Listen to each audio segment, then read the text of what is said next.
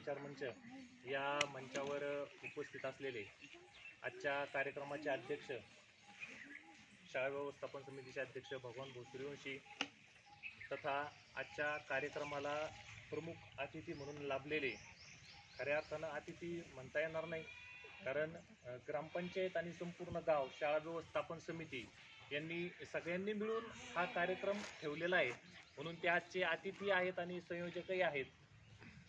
अशा आमच्या ग्रामपंचायतच्या सरपंच उषाताई सूर्यवंशी या विचारमंचावर उपस्थित असलेले आमच्या केंद्राचे केंद्र प्रमुख आदरणीय श्री दुबे सर, आपल्या गावचे पोलीस पाटील विजूभाऊ बोडके, सदाशिवराव कदम शाळेचे सर्व सन्माननीय आणि आमच्या बळेगाव शाळेवर नितांत प्रेम असणारे सर्व शिक्षक वृंद, शाळेचे मुख्याध्यापक तसेच शेलार मॅडम, या कार्यक्रमाला आवर्जून उपस्थित असलेले आमच्या केंद्रांतर्गत शाळेचे मुख्याध्यापक Ubale sir, Dhavale sir, Zirpe sir, Gade sir, Suryavanshi sir, Shaikh sir, हे आज सुट्टीचा दिवस, 1 मे महाराष्ट्र दिन, झेंडावंदन झाल्यानंतर इतर काही कामं, तरी आमच्या विनंतीला मान देऊन आणि विशेष ह्या गोष्टीचं वाटतं की त्यांना आम्हीही निमंत्रित केलं,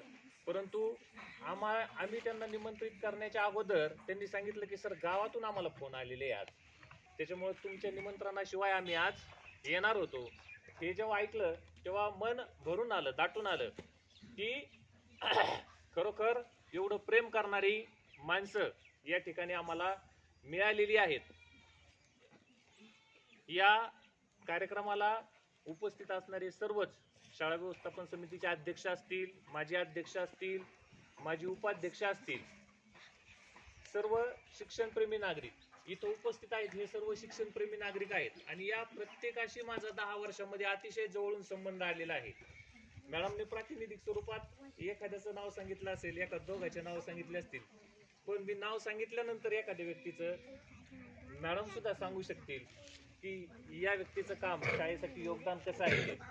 कारण मी पहिल्या दिवसापासून, ज्या दिवशी सेवेत रुजू झालो त्या दिवशी जी आपण प्रतिज्ञा घेतो किंवा एक शपथ घेतो, तशी शपथ घेतलेली होती की व्यवसाय स्वीकारलाय, पेशा स्वीकारलाय, तर या पेशाला ज्या दिवशी आपल्याला न्याय देता येणार नाही, कारण विद्यार्थी हेच माझं दैवत आहे आणि या विद्यार्थ्यासाठी विद्यार्थी केंद्रबिंदू मानून इतर जे सर्व जे घटक आहेत ते सुद्धा मला देवासमानच असणार आहेत. कारण मी जो काही आज इथं आहे तो या विद्यार्थ्यांमुळे आहे. मग बाकीचं माझं कुटुंब असेल, इतर ज्या गोष्टी असतील त्या सर्व एका बाजूला आणि हे विद्यार्थी एका बाजूला. योगायोगाने अशी गोष्ट झाली की 13 जुलै 2013ला बळेगावमध्ये, या गावामध्ये मी प्राथमिक पदवीधर शिक्षक म्हणून आलो. त्यापूर्वीचा इतिहास असा होता सर की आता जशी परिस्थिती झाली तशीच, आणि यातूनच काही गोष्टी समजा जे आमच्या मागे शिक्षक आहेत त्यांनी लक्षात घ्यायच्यात, गावकऱ्यांनी पण लक्षात घ्यायच्यात की शिक्षक बदलून गेले पूर्वीचे. जुलै 13ला आलो मी, म्हणजे शाळेचं सत्र सुरू झालेलं होतं आणि शाळा सत्र सुरू होऊन 1 महिना झाला होता आणि मग शिक्षकच नाहीत तर मुलं कसे शाळेत येतील, ही पालकांची धारणा किंवा समजूत अतिशय बरोबर आहे. माझा विद्यार्थी, माझा मुलगा जरी तिथं असता तरी मी हाच विचार केला असता, शिक्षक नाही तर मुलं कुठून येणार. मग असं झाल्यामुळं मुलं खूप कमी झाले होते आणि मग शाळेला पुन्हा गतवैभव प्राप्त झालं पाहिजे. सगळ्या गावकऱ्यांची इच्छा होती, त्यांच्यामध्ये पोटेन्शियल होतं, परंतु ते बाहेर यायला जागा नव्हती. आणि ते मी मोठेपणा म्हणून नाही तर गावकऱ्यांची जी तळमळ होती ती तळमळ आणि आमच्या सर्व त्यावेळीची शिक्षक टीम, आत्ताची शिक्षक टीम, कारण 2013 पासून आत्तापर्यंत असा एकही शिक्षक या शाळेमध्ये आला नाही की त्याला शाळेविषयी तळमळ नाही किंवा प्रेम नाही. जरी तुम्ही सर्वजण मोठ्या मनाने हे श्रेय मला जरी देत असाल तर हे श्रेय मी मोठ्या मनाने कबुली देतो, हे माझं एकट्याचं नाही. किंवा अनेकांनी ओळखलंय की ही वज्रमुठ आहे, ही 5 जणांची आहे, हे 5 पांडव म्हणून या ठिकाणी यांनी काम केलेलं आहे आणि अतिशय समर्पक किंवा अतिशयोक्ती त्याच्यात काहीच नाही. कोणत्याही स्वरूपाचे मतभेद या ठिकाणी आमच्यामध्ये झाले नाही. काय होईल ते विद्यार्थी हितासाठी काय करायचे, ते शाळेसाठी काय करायचे, ते गावासाठी, या उक्तीप्रमाणे आम्ही चाललो. तर 2013ला जी पटसंख्या 110च्या दरम्यान गेली होती, ती टप्प्याटप्प्याने या ठिकाणी आज रोजी 162 विद्यार्थी आपल्या शाळेमध्ये शिकत आहेत. आणि गेले 2-3 वर्ष असाही कधीतरी त्रागा व्हायचा, वैताग यायचा की आपण हे सगळे विद्यार्थी वाढवलेत, परंतु शासनाचं धोरण चुकीचं आहे, या ठिकाणी आपल्या शाळेला शिक्षक येत नाही. तरीही माझ्या शिक्षकांनी, जे माझे सगळे छोटे भाऊ आहेत किंवा भावापेक्षाही पुढे म्हणेल मी, कधीही कोणत्याही गोष्टीला त्यांनी मी जे सांगेल ते प्रमाण मानून त्यांनी मला सहकार्य केलेलं आहे. आणि त्याच्यामुळे ह्या सगळ्या गोष्टी शक्य झालेल्या आहेत.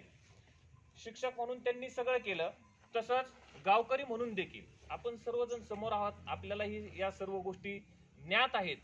जर आपल्याला कोणतंही काम असेल, एक हाक मारली तर हाकेला धावून येणारे सगळे गावकरी या ठिकाणी मला मिळालेले होते. ही मी माझ्यासाठी भाग्याची गोष्ट समजतो. कारण यापूर्वीही इतर शाळेत काम केलं, तसं हे गाव इतर गावांपेक्षा नक्कीच वेगळं आहे आणि 100% वेगळं आहे. कारण असा एकही शिक्षक नाही किंवा एकही गाव नाही तिथं एवढा मोठा, अजून 2 वर्ष कमी पडले नाही ते एक टप पूर्ण झाला असता मला, एका कवडीचाही त्रास या गावामध्ये आम्हाला झाला नाही.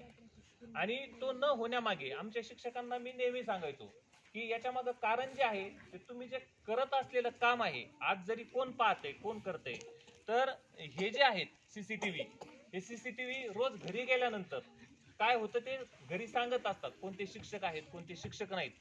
10 वर्षाच्या कालावधीमध्ये एकही तक्रार शाळेची पंचायत समिती स्तरावर गेली नाही की शिक्षकांचं आमच्या काम चुकार आहेत किंवा वेळेत येत नाही, सतत अनुपस्थिती आहे, यांचे नंबर लागलेले आहेत, आज एक घरी उद्या दुसरा घरी, असं कधीच. आणि या गोष्टीसाठी कदाचित थोडाफार त्रासही आम्हाला सहन करावा लागला. परंतु या शिक्षक मंडळींना आजचा जो दिवस तुम्ही आमच्यासाठी साजरा केलेला आहे किंवा कायम आठवणीत ठेवण्यासारखा केलेला आहे, तर या सर्व गोष्टीचा त्रास खऱ्या अर्थाने आज विरून गेला असं म्हणायला हरकत नाही. कारण इतर तालुकाभरात अनेक शिक्षकांच्या बदल्या झाल्या, परंतु अशा प्रकारचा कार्यक्रम, आणि तोही आम्हाला सरप्राईज होता. बरेच जण म्हटले की हे तुम्ही जर अगोदर सांगितलं असतं अंतर्गत शाळेचे शिक्षकही, तर त्यांना सर तुम्हाला खोटं वाटेल, हा कार्यक्रमच काल समजला आम्हाला की अशा अशा प्रकारचा कार्यक्रम आयोजित केलेला आहे. काल सकाळी समजलं खऱ्या अर्थाने. याच्यामध्ये आमची संपूर्ण या ठिकाणी ग्रामपंचायत म्हणणारच नाही मी किंवा शाळा व्यवस्थापन समिती म्हणणार नाही, कारण संपूर्ण गाव या ठिकाणी आज या कार्यक्रमाला उपस्थित आहे. संपूर्ण गावाचं योगदान आहे. आणि इतर शाळेच्या शिक्षकांना सुद्धा या ठिकाणी मी अनेक वेळा केंद्र स्तरावर आल्यावर सांगितलेलं आहे की या गावामध्ये राजकारण कुठं नाही हो, गाव आहे तिथं गावगाडा असतो. परंतु शाळेच्या प्रांगणामध्ये पहिल्या दिवसापासून 13/7/2013 पासून आज 1 मे 2023 पर्यंत एकही असा क्षण नाही की प्रसंग नाही या ठिकाणी शाळेमध्ये राजकारण आलं त्याच्यामुळे शाळेतील शिक्षकांना किंवा त्याचा विद्यार्थ्यांवर परिणाम झाला अशी एकही गोष्ट नाही. ही कायमस्वरूपी माझ्या लक्षात राहील. मग फक्त विद्यार्थीच शाळेत आले का? शिक्षक संख्या तर कमी आहे, मग तुम्ही फक्त विद्यार्थीच भरले का? तर याला सुद्धा दुजोरा या गोष्टीने मिळतो की शिष्यवृत्ती परीक्षा पास होणं म्हणजे पात्र होणं आणि शिष्यवृत्तीत गुणवत्ता यादीत येणं, या दोन वेगवेगळ्या गोष्टी आहेत. पात्र तर अनेक मुलं झाले, दरवर्षी अनेक मुलं पात्र होतात, अनेक मुलं पास होतात. पात्र म्हणजे पास होणं, परंतु जिल्ह्याच्या गुणवत्ता यादीमध्ये येणं, या ठिकाणी खऱ्या अर्थाने विद्यार्थ्यांचा कस लागतो, शिक्षकांचा कस लागतो. आणि तसे 2 विद्यार्थी या कालावधीमध्ये जिल्हा गुणवत्ता यादीत आपल्या शाळेतील विद्यार्थी आलेले, त्यांनी आपलं नाव जिल्हा स्तरापर्यंत पोहोचवलेलं आहे. अनेक उपक्रम असतील, हरित शाळा अभियान असेल, अनेकांनी त्याचा उल्लेख केला. ती गोष्ट उल्लेखनीय याच्यासाठी आहे की तुम्ही Gite sir, Marathe sir, Thube sir, Gaikwad sir, Ubale sir यांना आठवण्याचं ते एक माध्यम आहे आणि ते जोपर्यंत तुम्ही आहात तोपर्यंत ते राहणार आहे. हे हरित शाळेत जे अभियानामध्ये जे झाडं लावलेली आहेत ती तोपर्यंत राहणार आहेत. शाळेचा परिसर तुपे सरांनी सांगितल्याप्रमाणे नंदनवन खऱ्या अर्थाने झालं की इथं अशी धारणा होती की सर ही जमीन आहे ना, इथं झाडच येत नाही, हे सगळे झाडं मी आल्यानंतर लावले. ठीक आहे, त्यांची उंची ते सगळे पोषक घटक त्यांना मिळाले नसतील, परंतु जगवले आम्ही. इकडची रांग असेल, इकडची रांग असेल, झाडं जगवले, विद्यार्थ्यांमध्ये नेतृत्व गुण विकसित केले. इथं एक स्लोगन लिहिलंय पा, या डायसवर थाप मारून तो महान वक्ता घडावा. तर असे विद्यार्थी आमचे घडलेत. जाताना या दिवशी तुम्हाला सांगून जातो की आपणही अनेक कार्यक्रमाला पाहिले. इयत्ता पहिलीचा विद्यार्थी असेल किंवा इयत्ता 7वीचा विद्यार्थी असेल, असा एक विद्यार्थी होता महेश दिवेकर. बोलताना, साधं बोलताना तो बोबडो बोलायचा किंवा घाबरायचा, परंतु आज कोणताही कार्यक्रम असो, तयारी असो किंवा नसो, सर मला बोलू द्या, ही डेअरिंग त्याच्यामध्ये आमच्या सर्व शिक्षकांनी तयार केलेली आहे. जरी जन्मभूमी ही नसली तरीही या कर्मभूमीने भरपूर असं प्रेम या ठिकाणी आम्हा सर्व शिक्षकांना दिलेलं आहे. या प्रेमाचा जास्त भागीदार मी ठरलो. मला जास्त कालावधी या ठिकाणी मिळाला, जास्त प्रेम मला मिळालं, याचा अतिशय मला आनंद आहे. रक्ताच्या नात्यातलं कुणीच नसलं. 2-3 वेळा कालही घरी इमोशनल झालो. फोन यायचे पालकांचे, या संयोजकांचे, मॅडम म्हणे तुम्ही उद्या बोलणारच नाही.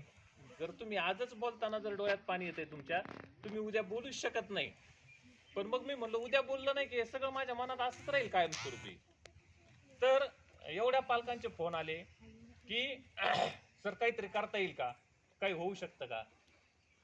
पण हा प्रशासकीय भाग आहे. या भागामध्ये किंवा प्रांजळपणाने सांगू इच्छितो, हे तुम्हालाही कळतंय. मॅडम इथं पिंपळगावला, मी बळेगावला, मला कोणत्याही प्रकारचा त्रास नव्हता. याच्यापेक्षा गैरसोय झाली असं म्हणायला हरकत नाही. इथं मी सोयीत होतो, त्याच्यामुळं आम्ही स्वतःहून बदली करून घेतलेली नाही. हा प्रशासकीय भाग होता, याच्यामुळे जावं लागलं. आणि परत पुन्हा जर कधी संधी मिळाली तर नक्कीच बळेगाव नाव ऐकल्यावर असं वाटेल की नाही मला परत जायचंय माझ्या गावात. असं गाव हे नक्की आहे. या गावाने एवढं प्रेम दिलेलं आहे. रक्ताच्या नात्यातील एकही व्यक्ती गावात नाही, नात्याचं कुणीच नाही, परंतु नात्यातील किंवा रक्ताच्या नात्या पलीकडे प्रेम या गावातील लोकांनी माझ्यावर केलेलं आहे. हे मी कधीच विसरू शकणार नाही. आयुष्यभर त्यांच्या ऋणात राहील की एवढं प्रेम तुम्ही माझ्यावर केलं. कारण माझं जीवन तरी किती आहे हो माणसाला, 100 वर्षाचं आयुष्य म्हणतो आपण, 100 कुठं मिळतं आता कोणाला, 60-70 वर्ष, आणि त्याच्यातले 10 वर्ष माझे या गावात गेलेत. माझा मुलगा इथं आल्यानंतर, इथं आलो आम्ही तेव्हा 3 वर्षाचा होता. आज त्याने 5वीची परीक्षा दिली, इयत्ता 5वी उत्तीर्ण. बळेगावच्या रेकॉर्डला 1ली ते 5वी त्याचं नाव राहिलं. कारण मी म्हणत होतो की इंग्लिश मीडियम बोले तैसा चाले त्याची वंदावी पावले असं आपण म्हणतो किंवा भाषणातून बोलतो, तशी त्या उक्तीप्रमाणेच मी या ठिकाणी काय केलं, माझ्या मुलालाही या शाळेमध्ये ठेवलं. अनेकांनी असं केलं की सर तुम्ही त्याचं नुकसान तर करत नाही ना, परंतु मला याची खात्री होती की आपण जे प्रामाणिकपणे काम करत आहोत, विद्यार्थ्यांसाठी आपली जी तळमळ आहे ती निश्चित आपल्याला फळाला येणार आहे इतर विद्यार्थ्यांप्रमाणे. मग कदाचित असंही होईल, अनेक भाषण स्पर्धा झाल्या, त्याच्यामध्ये तो इतर मुलांबरोबरच त्या स्पर्धेत तोही चमकत होता. त्याच्या स्पर्धेमध्ये इतर मुलंही अजून चांगली भाषणं करत होती. परंतु या गोष्टीची खंत नेहमीच आहे. एक प्रयोग केला होता मी, बऱ्याच पालकांना माहिती आहे की असं ठरवलं होतं की त्याच्यासाठी मला जास्त वेळ मिळतोय, कारण शाळा सुटल्यानंतर मी घरीच आहे आणि घरी आहे आणि घराजवळ शेती नाही, हा प्लस पॉईंट होता. भरपूर वेळ मिळत होता. एक प्रयोग असाही केला की ऑनलाईन क्लासेस सुरू केले, मोफत ऑनलाईन क्लास मुलांसाठी. काही दिवस पांडुभाऊला किंवा इतर ज्यांचे पालक होते त्या परीक्षेला, त्या पालकांना माहिती आहे की, पण मग समजा विद्यार्थ्यांकडे त्या सुविधा नसणं किंवा वेळेवर जॉईन न होणं, या गोष्टीची मला नेहमी खंत होती. शाळेमध्ये विद्यार्थी त्याच्यासोबत शिकले, परंतु त्याचा प्लस पॉईंट असा झाला की त्याला घरी जास्त मिळत होतं. मी घरात नसेल तर आई शिक्षिका असल्यामुळे तिला जास्त मिळत होतं. आणि काल जी नवोदय परीक्षा झाली, अभिमानाने नमूद करावं वाटतं की आपल्या गावातील समजा प्रसाद असेल, प्रसाद राजेंद्र सूर्यवंशी, शिवप्रसाद आप्पासाहेब सूर्यवंशी, हे मुलं 80 प्रश्नापैकी 72-73 प्रश्नापर्यंत यांचे प्रश्न बरोबर आले. याच्यासाठी माझं एकट्याचंच योगदान नाही. 5वीच्या वर्गाला शिकवणारे आमचे सर आहेत, उबाळे सर, गायकवाड सर, किंवा ज्यांचा पाया पक्का करणारे मराठे सर, ठुबे सर असतील, त्याच्यामध्ये ह्या गोष्टीचं नेहमी मला हे होती. पण त्याला इलाज नव्हता की त्याला घरी जास्त मिळत होतं. आणि कालच्या स्पर्धेमध्ये उत्तम कामगिरी या सर्व विद्यार्थ्यांनी केलेली आहे. शिष्यवृत्तीचा निकाल लागला, त्या निकालामध्ये सुद्धा. आणि असं होतं की इतर शाळेप्रमाणे आम्ही असंही कधी केलं नाही की 16 मुलं, अशी केंद्रातील एकमेव शाळा होती सर आपली, की 16 मुलं आम्ही शिष्यवृत्ती परीक्षेत बसवले. प्रत्येक मुलाची उपजत बुद्धिमत्ता वेगवेगळी आहे, परंतु मग त्याची बुद्धिमत्ता तेवढी नाही म्हणून त्याला ही संधी द्यायची नाही का, तर असं अजिबात नाही. प्रत्येक मुलाला आम्ही संधी दिली, कळू द्या त्याला, परीक्षेला जाऊ द्या, बसू द्या आणि ती परीक्षा देऊ द्या. त्याच्यामध्ये काही यशस्वी झाले, काही झाले नाही, पण मी माझ्या लेखी असं म्हणेल की ते अयशस्वी झालेच नाहीत. कोणतंही काम पूर्णत्वाला यायचं असेल, जेव्हा एखादी मूर्ती जरी आपण घडवतो, त्या मूर्तीला अगोदर तो शिल्पकार जेव्हा त्या टाकीचे घाव त्याच्यावर मारत असतो तेव्हा त्याला काही आकार नसतो, परंतु जेव्हा ती मूर्ती पूर्णत्वास येते तेव्हा त्या मूर्तीची लोक पूजा करतात.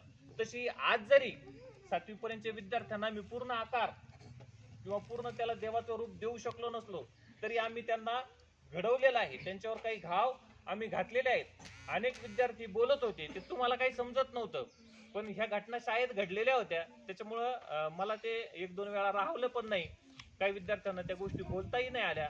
ते म्हणले आमच्या काही चुका झाल्या, सरांनी आम्हाला समजावून सांगितल्या.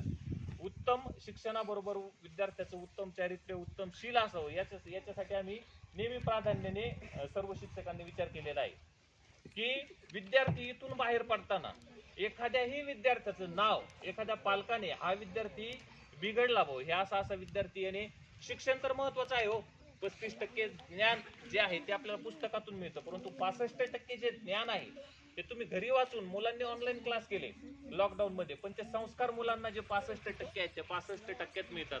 म्हणून मी माझ्या शिक्षकांना नेहमी सांगितलं होतं की वर्तनावर त्यांच्या लक्ष द्या. एखादी गोष्ट चुकली, याच्यातील काही पालक आहेत त्यांच्या पालकांना डायरेक्ट फोन केले, तुम्ही शाळेत या, असं आमचे निदर्शनास आले.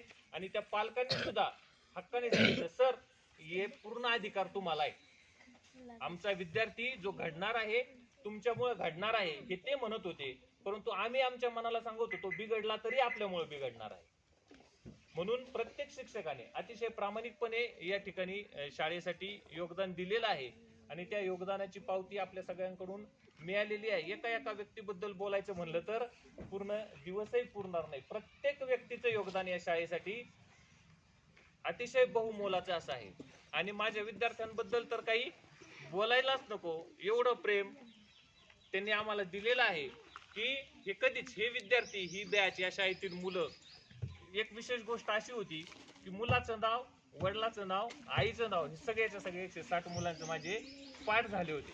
कारण काळच एवढा मोठा होता आणि सगळ्या व्यक्तींचे कौटुंबिक संबंध या ठिकाणी निर्माण झाले होते.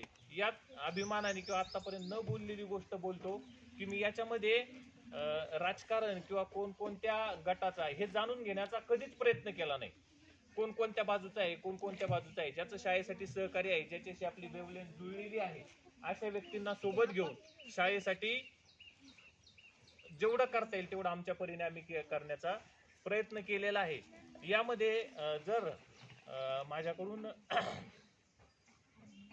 कुणाचं मन दुखावलं गेलं असेल तर मोठ्या मनाने मी आपल्या सर्वांची माफी मागतो. जसं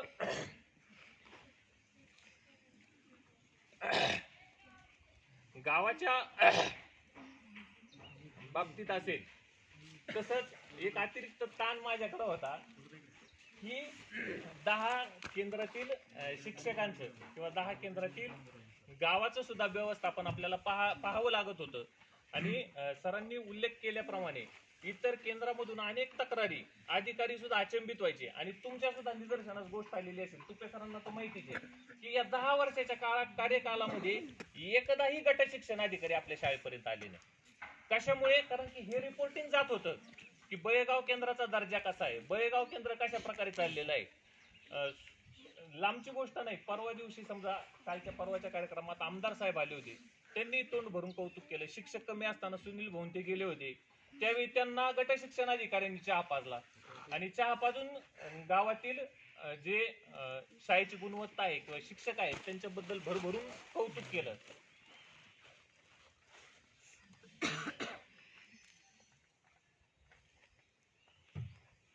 तरी आम्ही म्हणायचो की आम्ही तर करतोच आहोत, शिक्षक ताण घेतच आहेत, शिक्षक शाळेला मिळाला पाहिजे. तुम्हाला गुळसाखर त्यांनी दिली, आमच्याबद्दल चांगलं बोलले हे तर निश्चितच चांगलं आहे, किंवा आम्ही कोणत्याही प्रकारची तक्रार आमच्याबद्दल होऊ दिली नाही. आणि आमच्या सर्व शिक्षकांनाही कधी जर खरोखरची जर कौटुंबिक अडचण असेल, सुखदुःख असेल, तर यावेळेसच फक्त रितसर रजा दिली. केंद्रातील आमचे उबाळे सर असतील त्यांच्यावर म्हणजे थोडासा अन्यायी झाला असेल, तो असा याच्यासाठी सांगतो की उबाळे सर रामनगरला एकटेच आहेत आणि उबाळे सरांना त्यांच्या हक्काच्या 12 रजा जर घ्यायच्या म्हणलं तर केंद्रातील इतर शाळेतून शिक्षक पाठवायचा.